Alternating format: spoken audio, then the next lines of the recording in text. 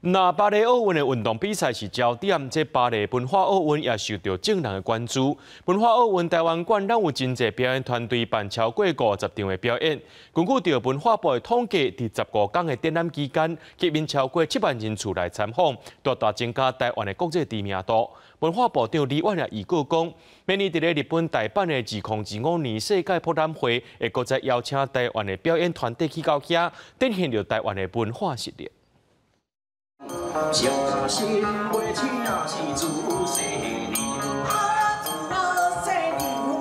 红中顶看望歌团演出台湾bản松的传统民俗看望歌。不过，这个地点不是台湾，是伫咧8月份巴黎奥运的文化奥运台湾馆。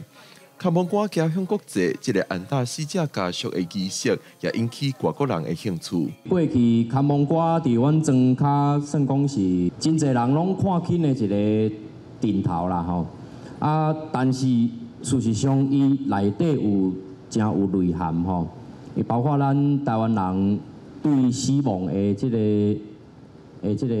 逻辑。文化部表示，这届文化奥运台湾馆拢总有112个艺术家参加，办57场演出，累积超过7万人次来参访。内容不但有台湾的传统民俗，更有流行音乐、舞台剧、变成风俗这个元素。 文化部表示，文化奥运台湾馆展现台湾的自信，多元的表演也让世界看见台湾的民主、自由、创新跟开放。就大阪世界博览会，我们再来一次文化的那个展出，我们就争取到文化部再去那边找一个场馆，然后在那边有一段时间可以展出我们的文化科技啊，还有表演团体各种表演，在那边展现我们的文化实力。 文化部长李婉预告，2025年伫日本奥萨卡举办的世界博览会，会搁再安排艺术团队展现台湾的文化软实力。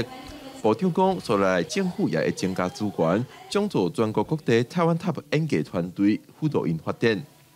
记者郭美玲、玉凯台北报道。